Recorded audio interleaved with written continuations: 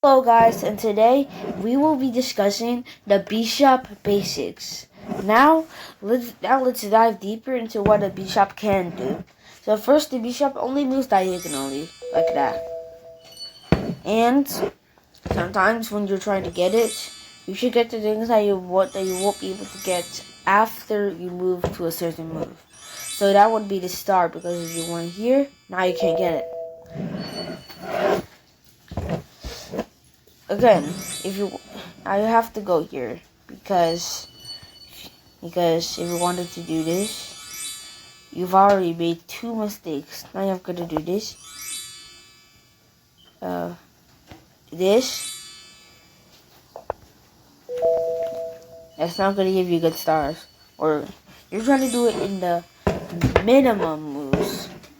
So you're gonna have to get the things that are farther away, the things that you might not be able to get later. Now you've got every star. But now this is actually the tricky one, because there's two options, but there's only one correct option. And if you know what I said, you would know that you would go here, because now you can get here, here, here, here. But if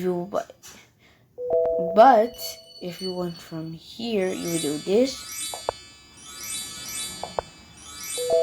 That's how it would look. But for this one, it's just two bishops, and notice how they're moving.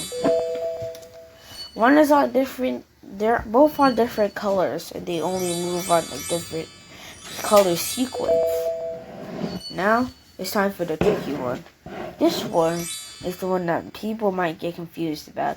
Some people would probably go here, but you're not going there. You're gonna have to go here, then here, because now if you went here, you wouldn't be able to get the others.